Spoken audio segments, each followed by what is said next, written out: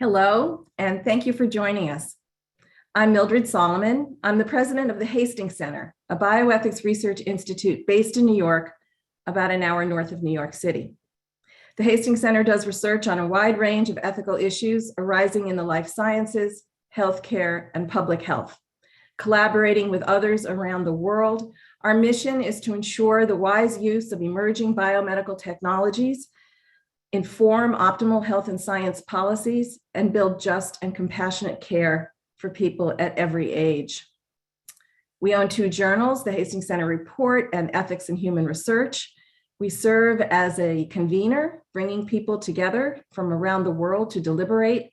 And we have an active blog called Bioethics Forum, where I invite you to debate and discuss many pressing issues in bioethics today. First, some housekeeping. During the seminar, the chat function on Zoom will be used only for attendees to say hello to one another, but please place your questions in the Q&A function. And feel free to like your questions because that'll help prioritize the ones that I'll be able to ask our panelists. This seminar is being recorded and will be available on the Epidemic Ethics website and the Hastings website later in the week. The seminar will also be live streamed to the Global Health Network's Facebook page, and a recording will be available there too. Across the world, an authoritarian and exclusionary form of populism is growing. Some populist movements are democratic and committed to the diversity of their populations, to inclusivity, and to the common good. But much of the populism on the rise today is of a different sort and is challenging constitutional democracies. For maybe 10 or 15 years ago, authoritarian populist regimes were arising primarily in low and middle income countries. But today we also see them emerging in high income countries, including the United States. Concerned about their rise, my colleague, Bruce Jennings, who you're going to meet in a moment, and I wrote a paper we called Bioethics and Populism. How should our field, that is the field of bioethics, respond? We described the threat and asked what role bioethics itself might play in supporting democratic norms and resisting the threats to democracy that we are seeing all around us. The paper is being put into chat right now. You're welcome to download it. We hope our comments in that paper would stimulate debate, and it did. There was a debate in several essays that were posted on the Hastings Center blog.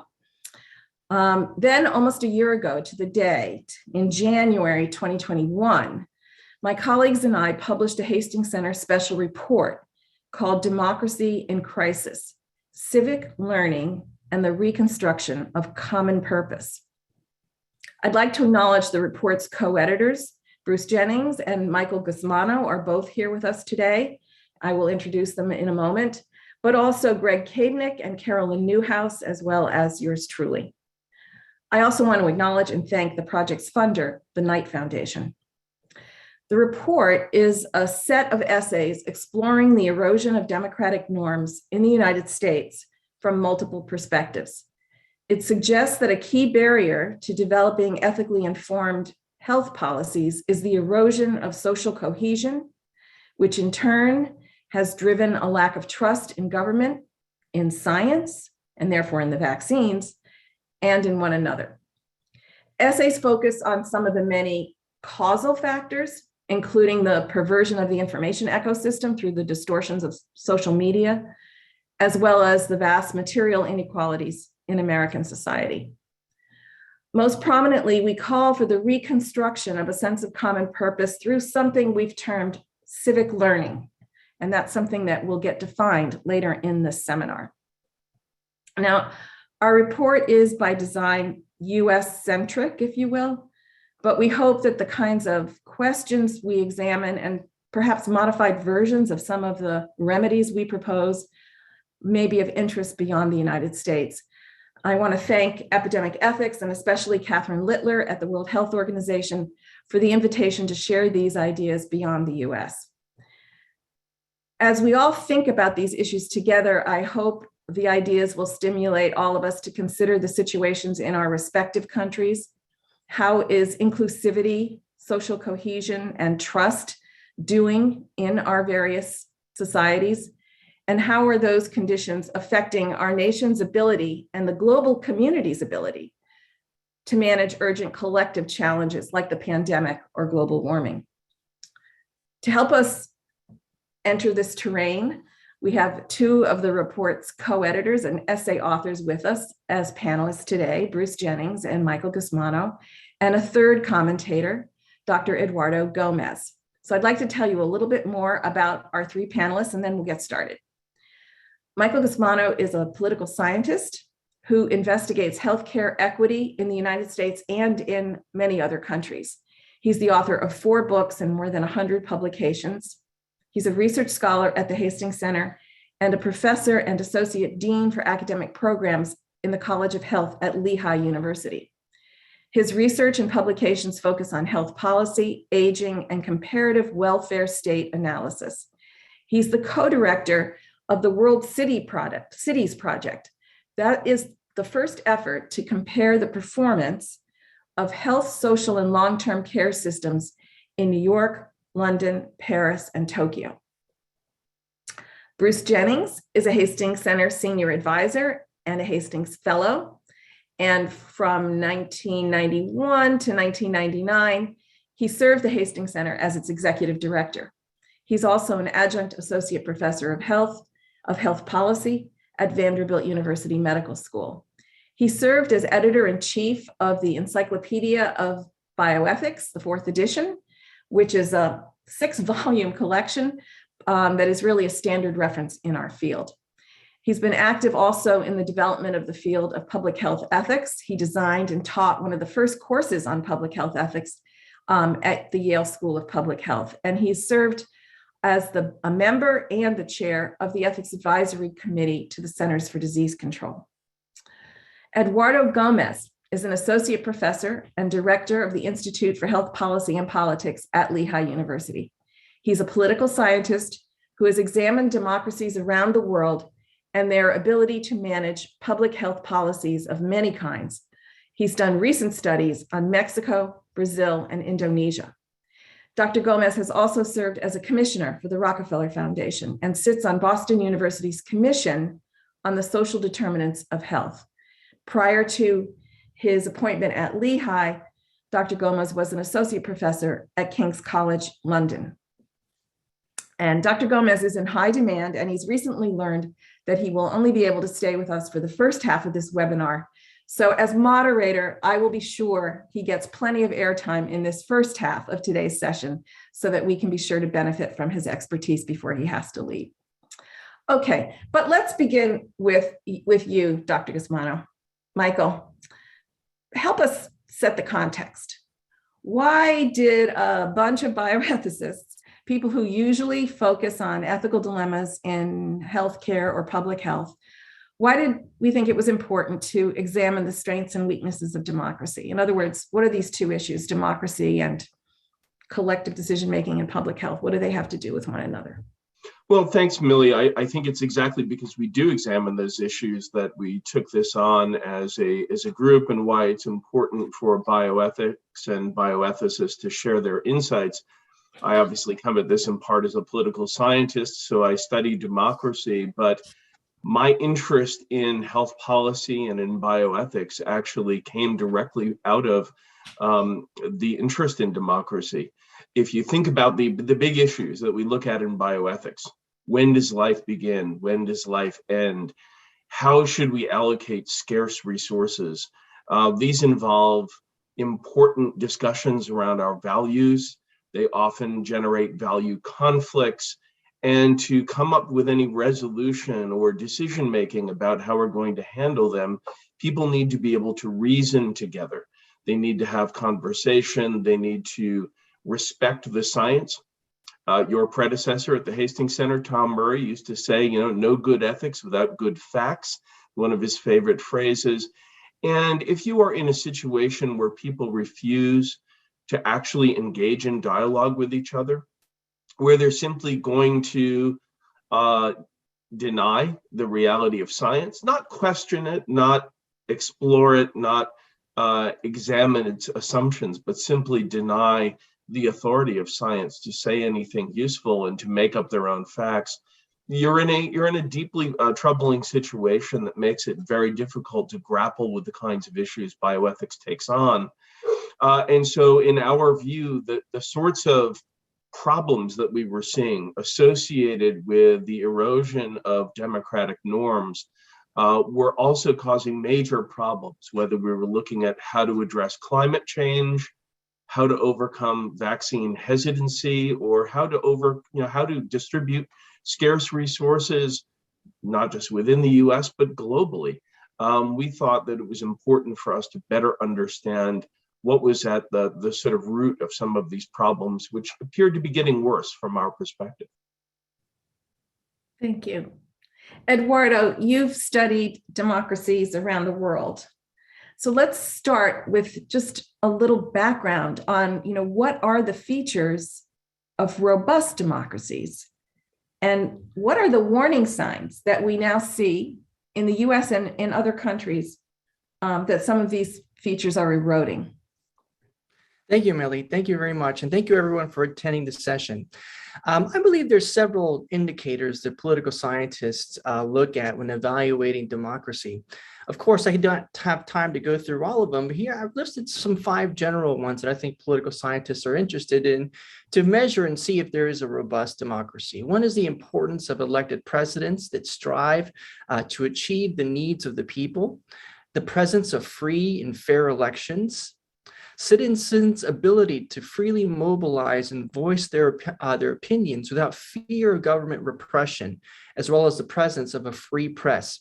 The presence of institutions that guarantee a space for citizens to have their views represented at all tiers of government, and a strong normative commitment to social justice, human rights, and community needs. But what are some strong democracies around the world, and some that may be exhibiting signs and pressures of weakening? And I'd like to focus on a couple that I've been doing research on, Brazil and India.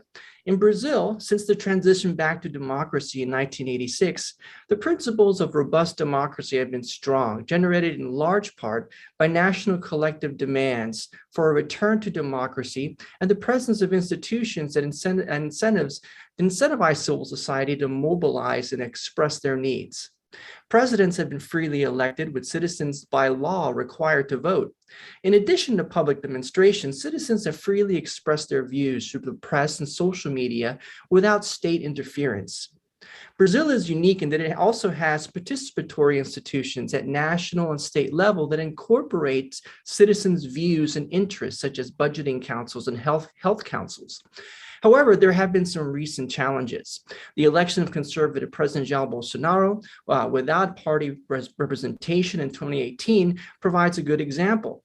His focus has been on rejuvenating Brazil's economy, tackling crime and corruption, revising the government's relationship with the international community. But it is under Bolsonaro that we have seen a challenge to Brazil's robust democracy, especially with respect to democratic leadership and institutions. In the context of COVID-19, for example, Bolsonaro downplayed the seriousness of the virus, questioned the science, and was focused on maintaining a strong economy. However, in this context, state and local democratic institutions have thrived. Indeed, I would argue that the context has reinvigorated society's commitment to democracy and returning back to a more inclusive form of democratic governance, part of Brazil's history. In India, when compared to Brazil, it seems that India's government has been less democratic and inclusive. In 2014, the conservative Hindu Nationalist Party emerged under the leadership of Prime Minister Narendra Modi. While Modi has sought to represent the interests of the BJP and nationalist conservatives, his party's views and philosophy have generated considerable opposition. For example, the BJP, striving for a Hindu state, has been criticized for attempting to instill a we versus them mentality throughout the nation. Liberals believe that under Modi's BJP, society has become increasingly divided, especially between Hindus and Muslims, men and women, and upper and lower castes. The relationship with society has also been questioned. Indeed, it seems that Modi's government has not been as committed to supporting the views of NGOs and activist organizations, especially in the area of human rights. For example, Amnesty India, part of Amnesty International, has complained of government harassment, the freezing of bank funds, which in turn has hampered their work. In this context, it's nearly impossible, very difficult for activists to be very critical of the government. Civil society is free to mobilize and express opinions while using the press. Some claim, however, that the government has at times pressured the press into not covering certain topics, such as religious-based hate crimes. Furthermore, there have been instances of police use of force against public demonstrators protesting laws, such as the discriminatory 2019 Citizenship Amendment Act, which excluded Muslim immigrants from neighboring Muslim majority countries from their expedited citizenship process. But there are also institutional challenges to representing the public's interests. To my knowledge, in the area of public health, which I do research on, there are no national, subnational institutions that guarantee the representation of civil society's interests and views in the policymaking process, something that we've seen in Brazil and has been very important in holding politicians accountable for policy reform. Thus, in sum, it seems that India's democracy is challenged by the absence of central government that is fully committed to working with civil society and the absence of institutions that ensure civic representation and influence. Thank you. Thank you. Thank you. That is a nice segue. You talked about different forms of participation in democracy. So that is a nice segue to the question I'd like to pose to Bruce Jennings for his opening remarks. Our report called for something that we named civic learning. And by that, we meant to signal that democracy is not just about voting. As Eduardo, your comments just made very clear, it's not just about voting, as important as voting is. But civic learning also refers to the whole range of ways in which citizens help to make collective decisions through voluntary associations or through school activities or town halls and other venues where people come together, disagree with each other, deliberate, and hopefully listen and compromise. And we knew when we started this report that civic engagement and the skills we gain through civic learning have been on the decline in the United States for decades. And we proposed a number of ways to, well, we deconstructed the problem. We tried to examine what was the problem and then also proposed various remedies, some of which are hinted at in Eduardo's comments. Bruce, do you want to explain why we focused on civic learning and summarize either the problem or the remedies? Take it from there. Yes, thank you very much, Millie, and thanks to Epidemic Ethics for giving us an opportunity to share some of our analysis and prescriptive ideas about how we can do better in the future with a global audience. I see civic learning, as we discussed it in the Hastings Center Special Report, as pervasively important. It can instigate more instructional education and more deliberative political decision-making. But it also pertains to the relationship between government, institutional structures, and cultural meaning. I would like to underscore here the discrepancy between the civic everyday experience that democracy requires for a people to exercise responsibly the capabilities of citizenship, on the one hand, and the transactional everyday experience that most Americans now live on the other. By transactional, I mean competitive, commodifying, and prioritizing efficiency over equity. By a civic, I mean oriented toward ideals of human mutuality, recognition, and interdependence. Both civic and transactional cultural meanings and relationships are modes of political learning, if you will, but the transactional mode is disabling for appropriate democratic functioning, both individually and institutionally, because it all but precludes thinking seriously about equitable recognition or the common good. And when culturally predominant for long enough, it erodes the received norms of justice, equality, and recognition upon which normative democratic political theory is built. I fear that this is what is happening to the political culture of the United States today. The remedy is to increase civic learning, not in order to supplant transactional learning altogether. I don't think that would be either feasible or desirable, but to offset and mitigate its deleterious normative effects. This requires more than instructional education, or even more than democratic forum opportunities. It requires the experiential learning that comes from participation in practices of right recognition and right relationality at all levels of social life. Today, that kind of social emotional learning is lacking because many areas in the United States are virtually civic deserts, by which I mean areas that are almost exclusively transactional in both their public and their private lives. A movement towards civic learning would seek to replace civic deserts with civic placemaking in homes, schools, workplaces, local communities, voluntary associations, religious congregations. Civic learning at its heart is about recognizing connections that we have been unable to see before. In this case, civic learning enables us to discern the connection between democratic governance, institutional structure, and the cultural meanings and practices predominant in everyday life. To fix democracy as a form of government, we need to enlarge and enhance democracy as a way of life, to enlarge and enhance democratic ideals of mutuality and respect in our everyday conduct. It is not plausible or feasible to expect large numbers of people to lead almost exclusively transactional private and social lives, and then, from time to time, step into a civic mindset when they vote or take part in a local school board meeting. How do we supplement transactional private life with a civic public orientation?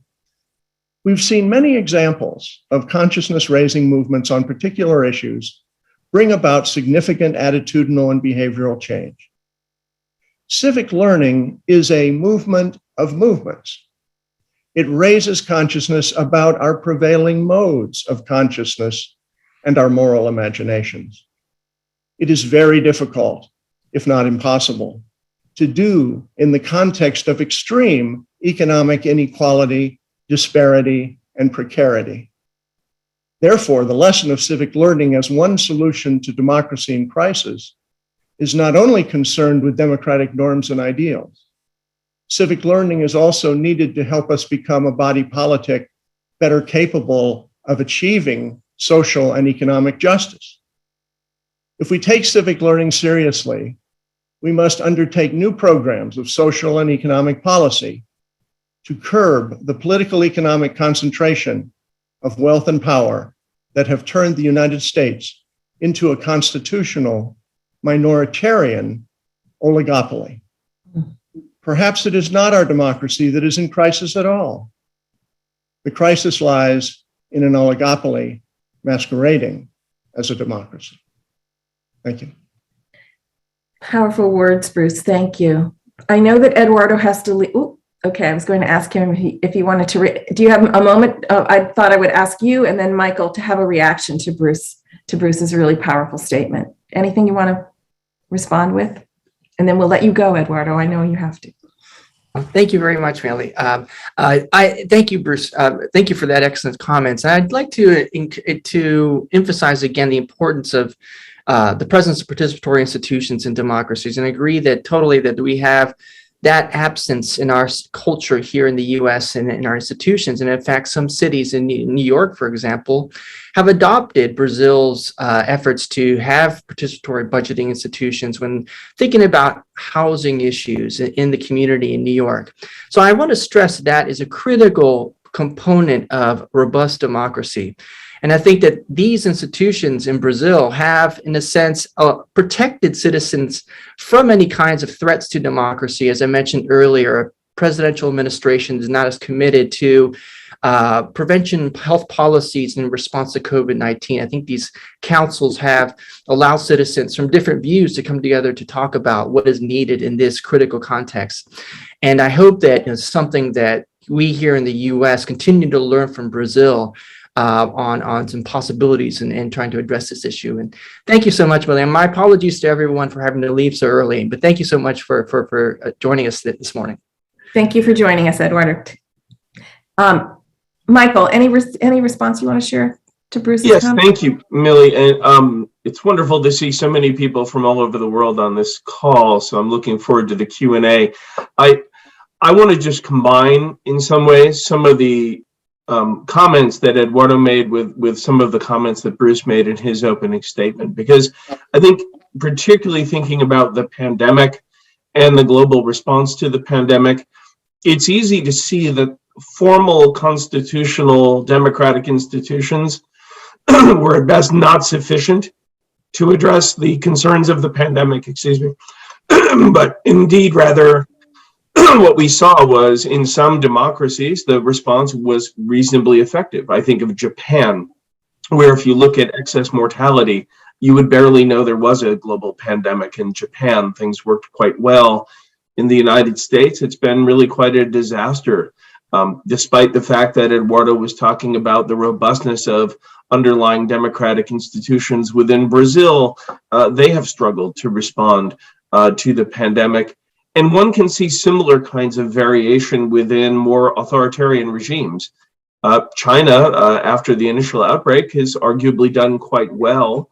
But recently, there have been reports of some of the methods they are using to control the spread of the virus, particularly leading up to the Winter Olympics, are doubling as efforts to suppress political sort of protests and expression. So you need to go beyond the formal institutions of democracy and to get at what Benjamin Barber called strong or thick democracy. You really need to look at social institutions that can either inculcate or undermine the sorts of norms that Bruce was getting at, where people are willing to think about collective action, think about the common good, and not merely focus in on their sort of individual needs.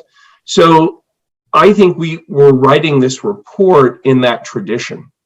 What are the kinds of institutions, not just at the national level, but at the local level, that are needed to educate citizens about what kind of citizenry a democracy requires? And it is one in which people are actually willing to engage with each other, and as my friend Michael Burgess likes to put it, learn to live with each other even when we disagree rather fundamentally about things, to have a kind of mutual respect and a desire to promote the public good. Clearly within our report, one of the things we worried a great deal about was material inequality. And I think in countries where you see vast material inequality, it is extraordinarily difficult to get people to think in terms of a common good, because they don't see how collective decision-making is actually promoting the common good. And so that can be a kind of corrosive influence on democracy, where the kinds of deliberative institutions that Eduardo was pointing to in Brazil and even in parts of the United States in small pockets, they can actually promote this kind of thinking. So I think that's important. Bruce, I know you've been involved in a lot of civic renewal at the local level, and I invite both of you to comment on this, but Bruce first, can you give us some more examples of what it would mean if we were to leave this seminar and say, be influenced and want to do something in our local communities to build citizenship, really, active citizenship? Well, yes, Millie, let me begin with sharing an observation that I've had over the last 2 years in the United States, and also insofar as one can follow European events and events elsewhere in the world from the available American media.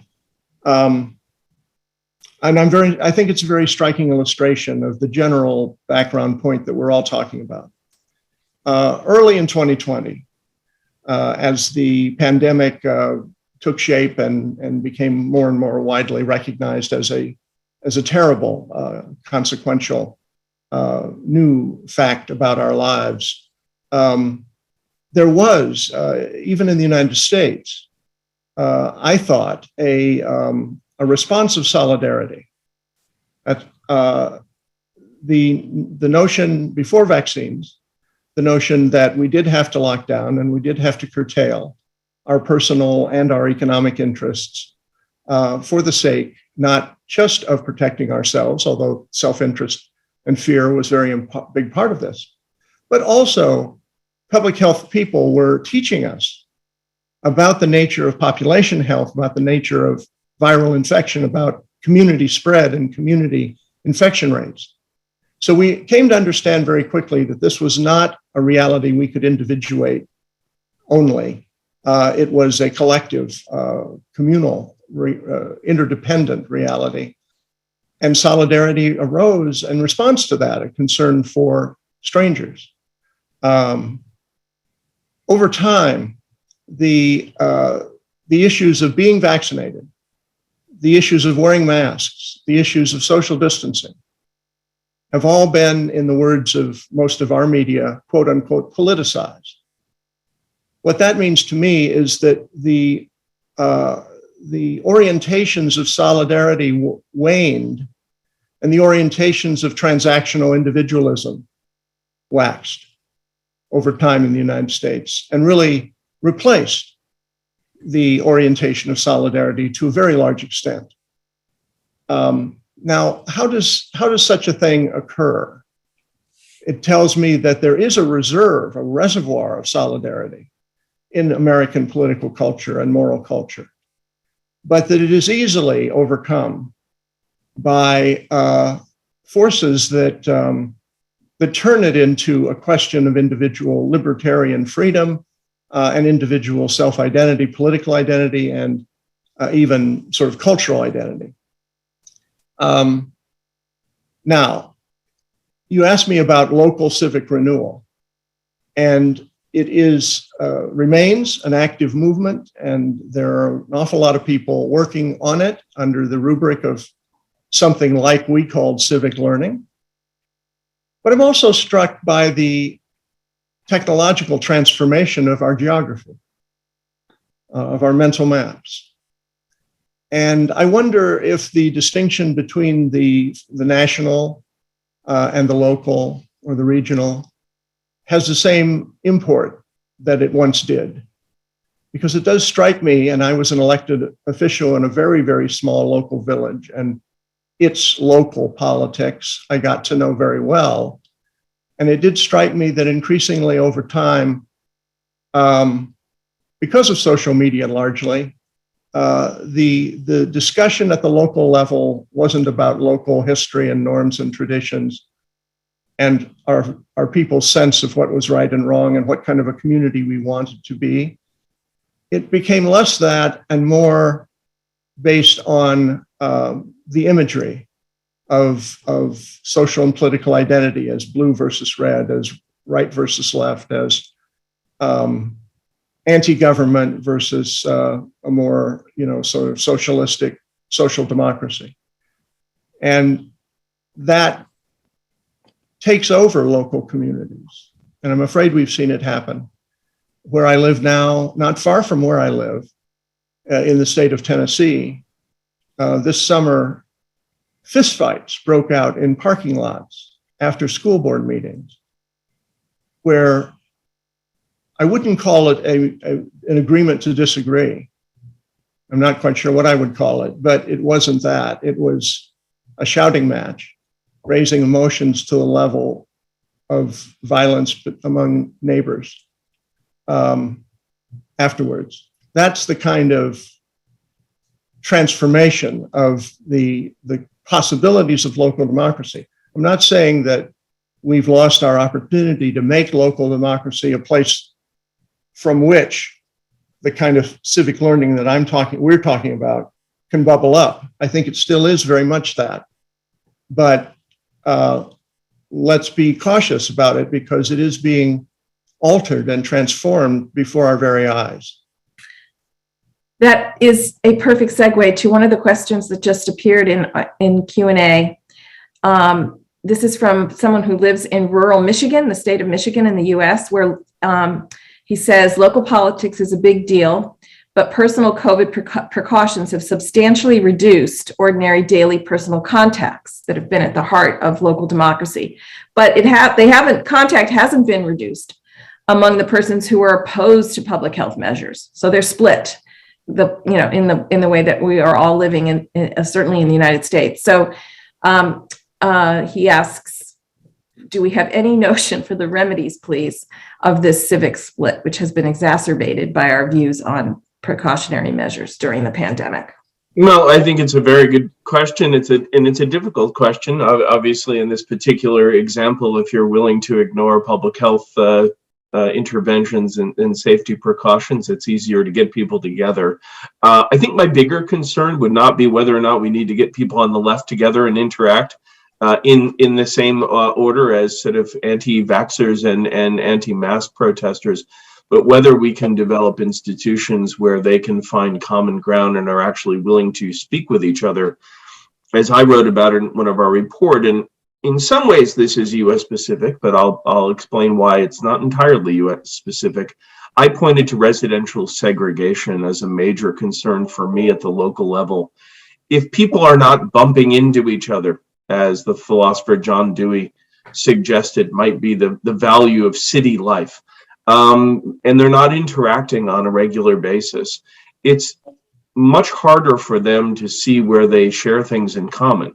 Now, as Bruce points out, that alone isn't sufficient, right? When issues like this get caught up in identity politics, people who are clearly interacting at a local school board can still have deep conflict.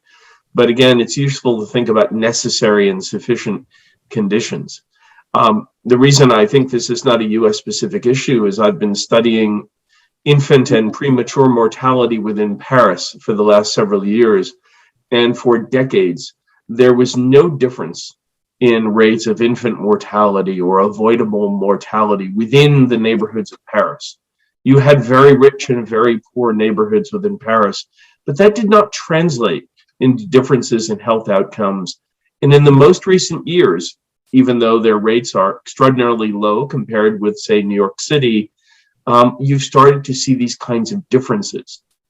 And those differences in health outcomes have paralleled political protests and a sort of bubbling feeling of unfairness and inequality within the French political economy.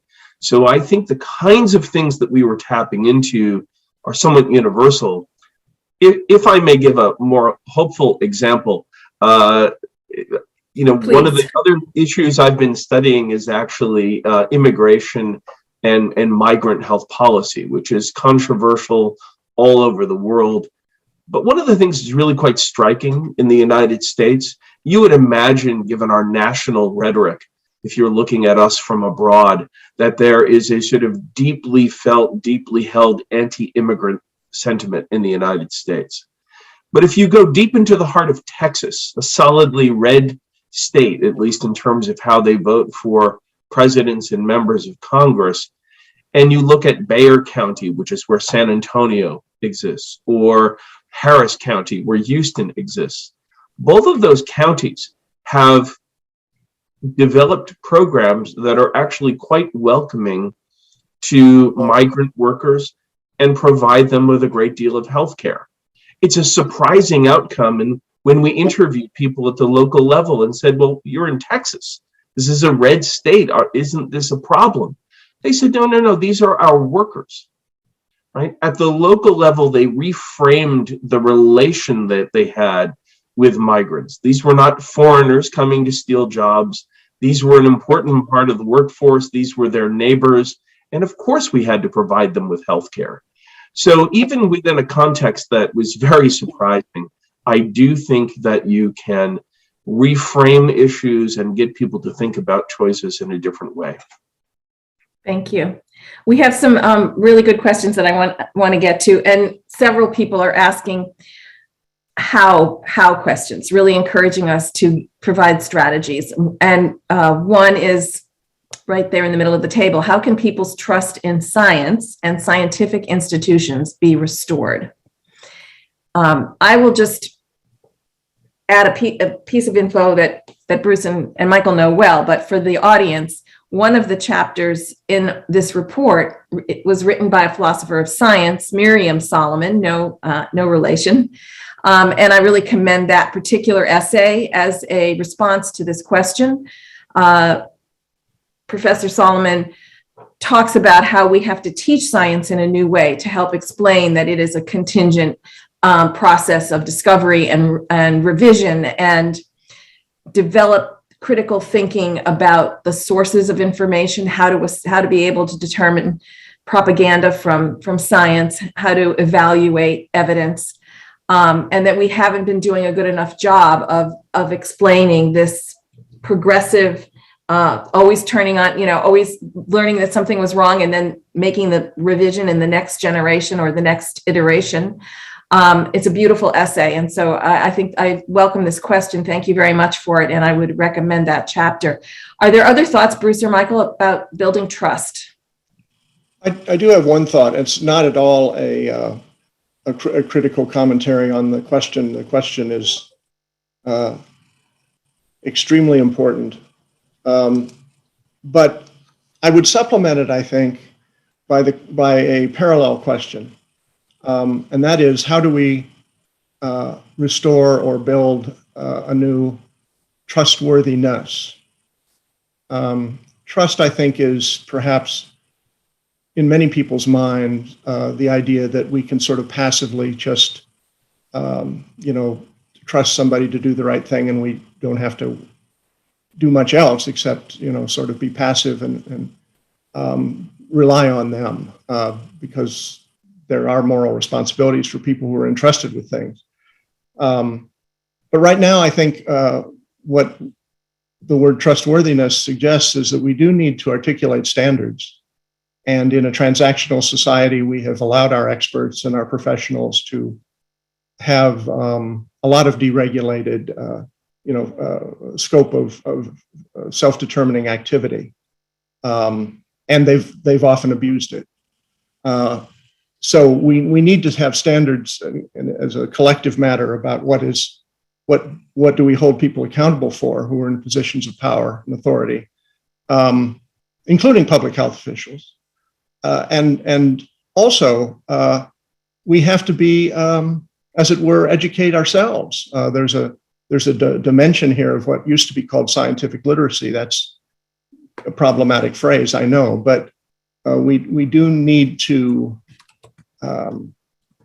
have a kind of critical karate that allows us to ward off the misinformation and ridiculous, misleading and nefarious, really, manipulative false information that we're drowning in right now. So it comes back to us. I agree, Bruce, and I would add to that. I mean, in the essay I wrote with Kaimisha Evans, we had a U.S. specific focus on the kind of erosion of trust, and we pointed to the many ways in which African Americans have been mistreated by the health system.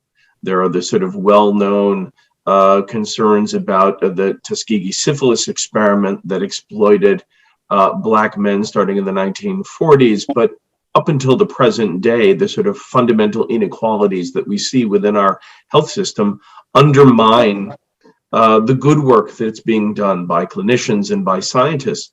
And I would say similarly, within the pandemic, we've had lots of touting of the brilliant public-private partnership that led to the extraordinarily fast development of vaccines against the SARS-CoV-2 virus and to treat COVID-19 and prevent it from occurring. And I'm certainly, as someone who has 3 jabs, as my European friends like to say, grateful for that. At the same time, there is a really disgusting inequity globally in the availability of these vaccines. And one of the things that is at issue is indeed the sort of debate over intellectual property, where the companies that have developed these vaccines with an enormous amount of public support are not willing to turn over their intellectual property to companies that would like to actually produce these vaccines globally in places like sub-Saharan Africa. And that's a real problem. I think when the perception that the commercial interests of science may be placed above the collective good is out there, it's extraordinarily easy for people who wish to do so for political gain, whether they're on the left or the right. Think Robert Kennedy Jr. in the United States. It is very easy for them to exploit that kind of perception and mislead the public into throwing out all science because there are reasons to worry about motivation. I just want to share that people are having trouble opening the link. So if I know that we have excellent tech support on the call, on the Zoom. So Adam, or if you could help us out, people are not able to open the links. They said there's a function that needs to be enabled. And then, Millie, if I could also say, you can reach each of these publications if you go to the Hastings Center website, just the hastingscenter.org, all one word, and it's very easy. If you search on democracy, these will pop up. Democracy in Crisis will, for sure. If I could follow up on Michael for just a second, Millie, before you move on. I do think that the rollout of vaccines globally will provide an interesting test, so to speak, for us all, because it's an arena in which the distinction I was trying to gesture at between the transactional and the civic or the solidaristic is going to be crystal clear. And we have the kind of corporate transactional attitudes that you're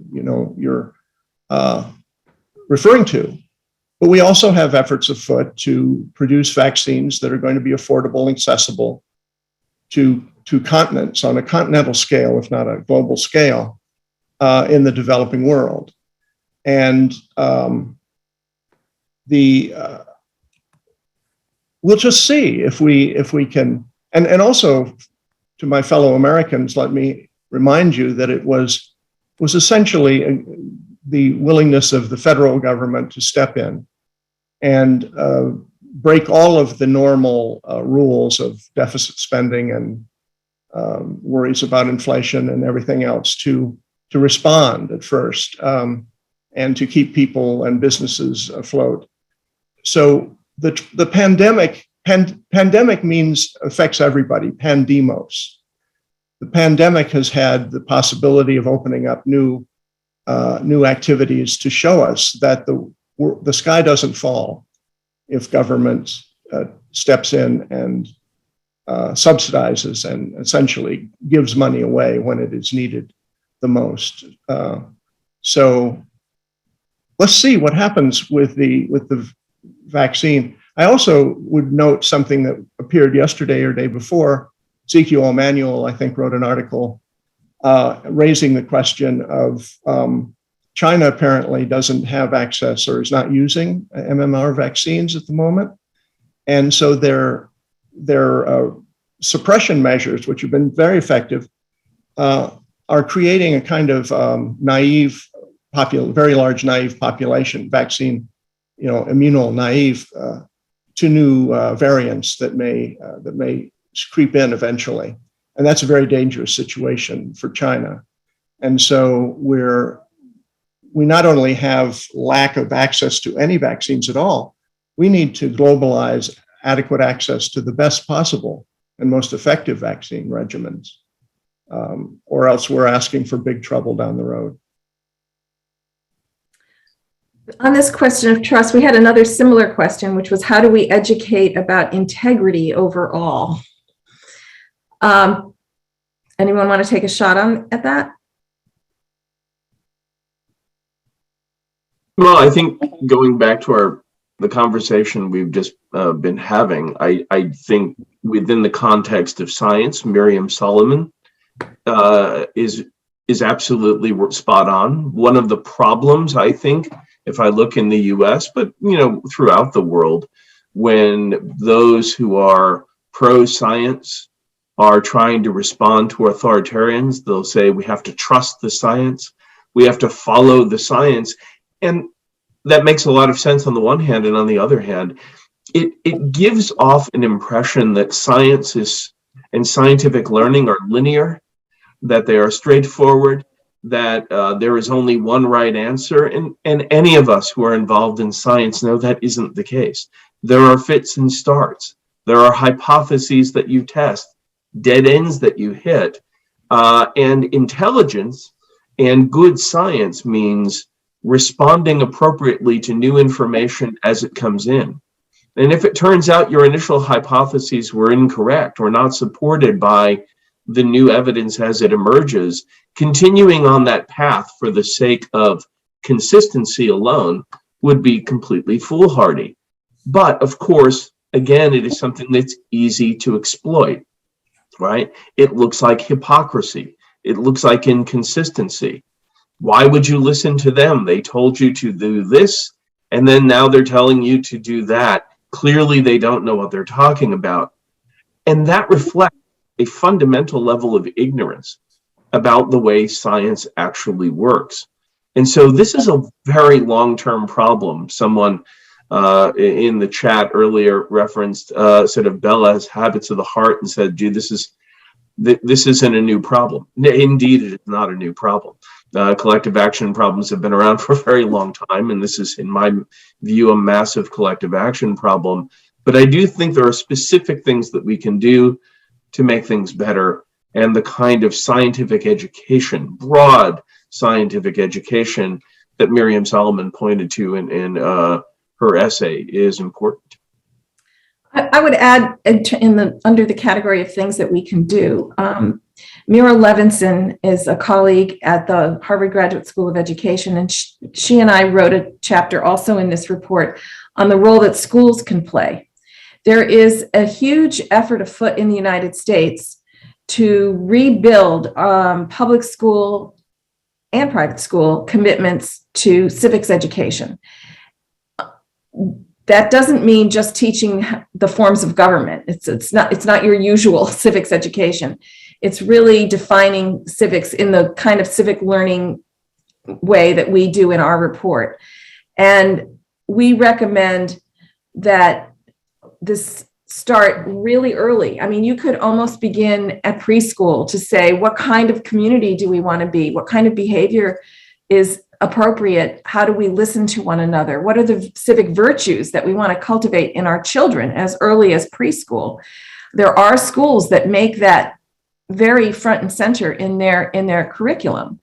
And then carrying through secondary education, Dr. Levinson has developed a number of very specific strategies.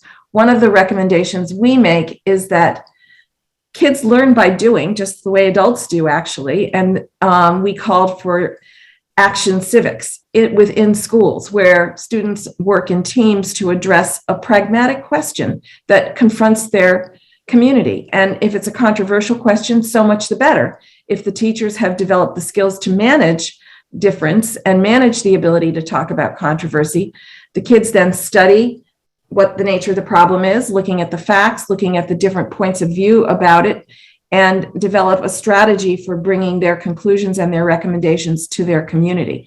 That is going on in a lot of places in our schools, but also in a lot of places, it's what Bruce would call a civic desert in our schools. We're afraid of that, especially now as we see more and more controversy among parents and school boards. But there is a movement afoot to put more resources into this. And I would love to learn how civics learning is conducted in schools in other parts of the world, the extent to which schools take on the challenge of, teaching for citizenship. If people know about resources or have perspectives on that, please put them in the Q&A or in the chat. Millie, I'd like to go to a different world, but back in time, not in place. Many years ago, colleagues and I at the Hastings Center developed a model curriculum for high school science courses concerning bioethical issues, called it New Choices, New Responsibilities. And as we were developing that curriculum and writing and working with school teachers and educational officials, I learned a couple of interesting lessons, take-home messages. Number one, the pre-existing concerns and culture of the schools and the school system was something that one had to navigate, even as one was writing the content, supposedly scientifically accurate and value neutral content for the model curriculum and the case hypotheticals we wrote to have the students discuss and so forth. And it was also sort of filtered through the teachers. The teachers thought the content was fine, but they were worried about the parents' reactions to it. And so there was a great deal of risk aversion in the education profession that I noticed in that, working with just that small group of people on that one occasion. The other take-home message, which I thought was interesting, was that we started out thinking this would be put into science courses. Well, the APs and the time and the sciences and so forth made that difficult. Where it got adopted mostly was in social studies. And that interested me. Also, the students themselves. The thing that the students were most interested in and that some of the people were most gun shy about at that time was the use of animals in scientific medical research. So that's, I would be surprised if those same kinds of forces, maybe not at exactly the same content, but the same types of concerns and forces will shape any attempt that we make to develop a good, robust curriculum of civic learning at the high school level anyway. There's no escaping the intersection, and there shouldn't be. We should be embracing the intersection between social sciences and science as we try to navigate these kinds of difficult collective decisions, which are never going to be solved by science alone. How fortunate we are that we've got the science. Now we have to figure out how to live together to use it well. I'm afraid that's just about the last sentence, although Michael, you looked like you had something to say. There was someone in the chat who said, let's be careful not to put too much emphasis on the educational system given structural inequalities. And I was just going to add that, not to repeat myself too much, but the kinds of residential segregation that I talked about before also would undermine any kind of effort to use the educational system to overcome these problems. John Dewey, when he wrote in the late 19th and early 20th century, hoped that schools would be a wonderful sort of building block for democracy, not just because you would teach particular lessons to students, but because you would get students from different social classes together in a room interacting and to learn about each other. And so long as we're going to separate each other that way, it's going to be a real problem. Well, on that happy note, our time is up. Thank you all for coming. We look forward to your responses in the survey that's just been circulated. And again, many thanks to Epidemic Ethics and to Catherine Littler at the World Health Organization for the very nice opportunity to co-sponsor this event. Thank you.